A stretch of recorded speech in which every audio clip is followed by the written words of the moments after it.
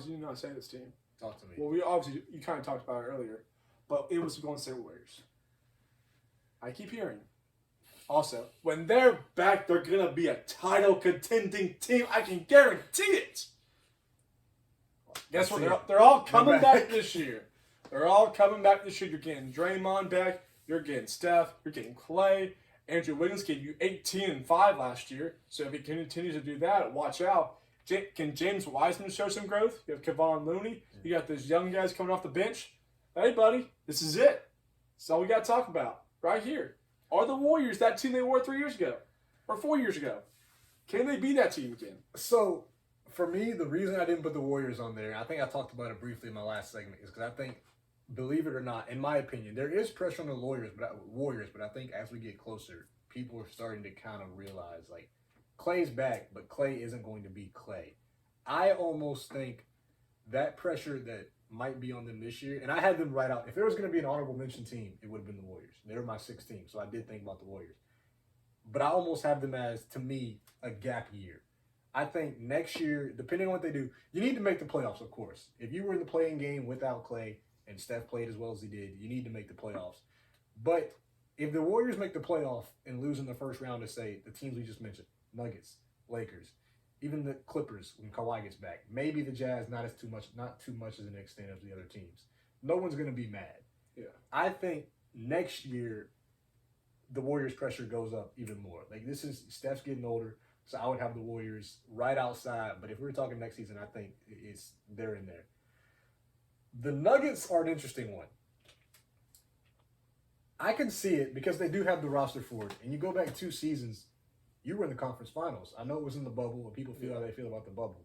But you took out the Clippers with Kawhi and PG. Yeah. And went down to the Lakers. You put down 3-1 twice and came back and won the series. Both times. So I like that one. I do. I think the Jamal one. Look, nowadays an ACL injury, no doubt, that's a serious injury, and he won't come back and immediately be himself. But when you've seen these guys come back from nowadays, Jamal, I think we'll see Jamal Murray again maybe by late next season. Kevin Durant had a terrible Achilles injury like a year ago. He sat a year, and now he looks better than ever. All right, obviously that's Achilles. He waited a year, but this is ACL. He's fully covered. So I hope he should be back to near full strength. I mean, and you think about it, Zach LaVine towards ACL. You couldn't tell right now. Yeah.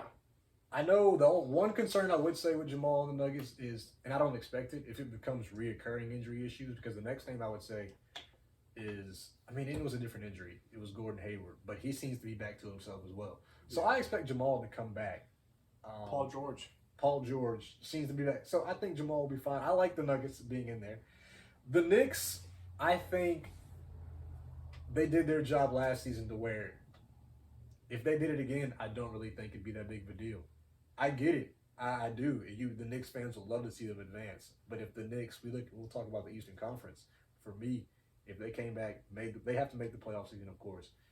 The Knicks have them the same way. If the Knicks lost in the first round, people would be disappointed, but I wouldn't be surprised. So I couldn't sneak them in there for me personally. Yeah, I mean, I think no one would be surprised, but, they're seen as the Mecca of basketball. Yep. They're the face of basketball, the New York Knicks. The fans think they're back. And the fans think they're back. And if you are back, then you got to make that leap forward and maybe win a playoff series or two.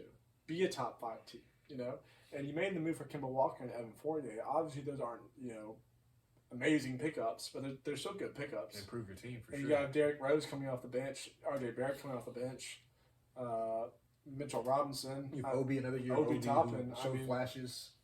I mean, to me, I think you have to win a playoff series. You got to. They're a deep team too. I mean, not to cut you off, but Quickly's another guy we didn't mention. They've got a lot of deep young talent. Yeah, Manuel Quickly, yes. No, they have hella talent. They just need to learn how to, win a playoff series. Not that they can with the tools they got. It just has to, I think that's why I had them on my most team to watch for. So.